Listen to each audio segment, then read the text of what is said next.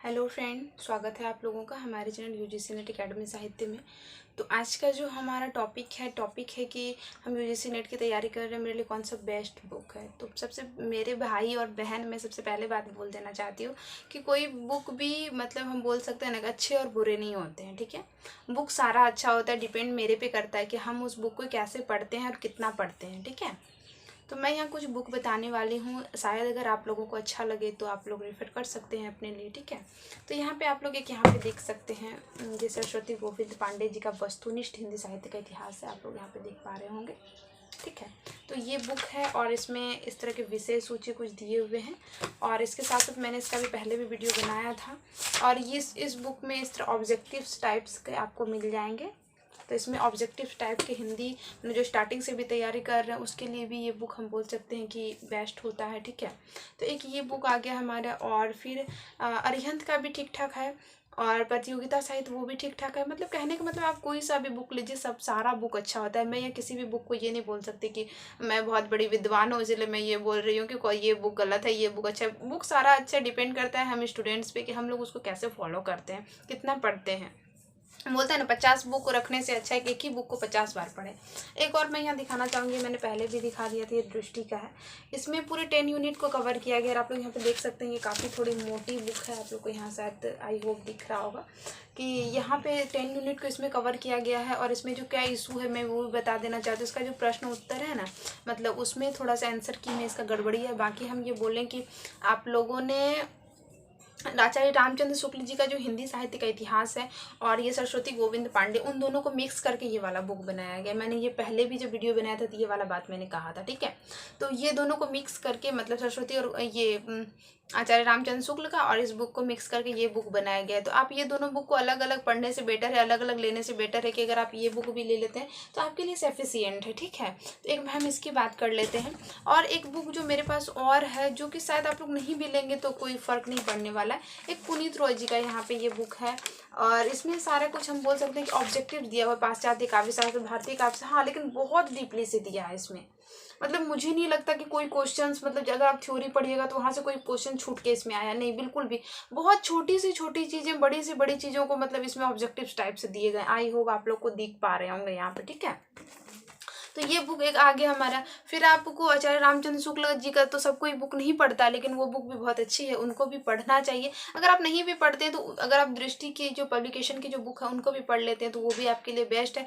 और आप मेरी एक सिस्टर्स का ये भी क्वेश्चन था कि दीदी मतलब कि कैसे पढ़ा जाए, तो पढ़ा ऐसे जाके आप चैप्टर्स बना लीजिए, अपने कॉलम्स बना लीजिए। जैसे कि आज हमको आदिकाल का ये वाला चैप्टर पढ़ना है, काल विभाजन पढ़ना है, वैसे कर करके डेली वाइज में रिवीजन कर सकते हैं। सबसे बड़ी बात मैंने पहले भी बोला था फ्रेंड्स के MCQ कीजिए, प्रीवियस कीजिए। तो हम थोड़ा सा प्रीवियस के लिए बताए थे तो हम प्रीवियस के लिए एक बार बता देना चाहते हैं। प्रीवियस के लिए मैं यहाँ बुक थोड़ा सा बताऊँ तो ये आपका यूथ कंपटीशन का जो आता है और शायद और एक SGP पब्लिकेशन कुछ ऐसे आता है, हमको उसके बारे में नहीं पता है, बट उसमें भी प्रीवियस ईयर आराम से आपको मिल जाएगा। तो इसमें क्या है, इसकी खासियत क्या है बुक की मैं बता देना चाहती हूँ। जैसे कि एक ऑप्शन है ना, एक एक क्वेश्चन के यहाँ पे 4 ऑप्शन दिए हुए हैं, चारों ऑप्शंस को यहाँ पे कि हम बोलेंगे ना क्लियर कर दिया गया है, ठीक है। तो ये एक यूजफुल हो जाता है, यहाँ से आपको बहुत अच्छा कंटेंट मिल जाएगा। और पेपर 1 के लिए तो आप लोग शायद मैम से जुड़े ही होंगे, easy notes audio online study channel. तो वो मैम वैसे भी इतना अच्छा पढ़ाती है, मतलब कि उसका इतना अच्छा कंटेंट मेरे को लगता है कि हम ये बोल सकते हैं ना कि वो इतना अच्छे से क्लियर करवा देती है चीज़ों को कि हम मतलब इतना ऑब्जेक्टिव सी कर लेते हैं ना कि वहाँ पे शायद हम उतना गलती नहीं कर सकते। तो थ्योरी की बात करेंगे, पेपर 1 की अभी हम बात कर रहे थे। तो पेपर 2 के लिए आप कहीं से भी कोई भी क्लास भी कीजिएगा फ्रेंड्स, तो आप कहीं भी क्लास कीजिएगा तो वो लोग भी आपको बुक से ही बताएंगे।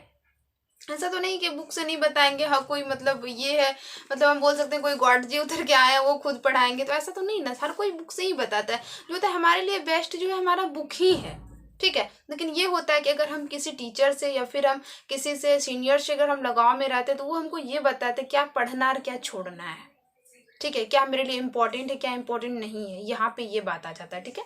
तो ये मैंने कुछ 1-2 बुक बताए जो कि ज़्यादा महंगे नहीं है, 2-3 साढ़े 300 के आसपास में मेरे को लगता है कि सारा आ जाएगा। मतलब सारा का दाम इतना ही है, मतलब 200 कुछ 300 कुछ, मतलब इतने में ही आ जाते हैं, फिर ज़्यादा महंगे नहीं है, ठीक है। अगर हम पेपर 1 का भी थोड़ा सा बात हो रहा तो पेपर 1 का ये KVS मदान का बुक आता है, आप लोग यहाँ पे शायद देख सकते हैं। KVS मदान का, इसमें हम ये बोल सकते हैं ना कि अब तक का बोला जाता है कि सबसे बेस्ट बुक यही है, ठीक है। और अच्छा बुक है। और इसमें सबसे बड़ी बात है कि इसमें मतलब कि एग्जाम्पल दे दे के समझाए गए हैं, तो यहाँ से ये बात बन के आ जाता है कि समझ में हमको बहुत अच्छी तरह से आता है ये चीज़ें, ठीक है। तो यहाँ से आप लोग ये वाला भी बुक ले सकते हैं। और एक बोली जाती है कि दृष्टि की भी एक आती है पेपर 1 की बुक, वो भी बुक भी बहुत बेस्ट होती है, ठीक है।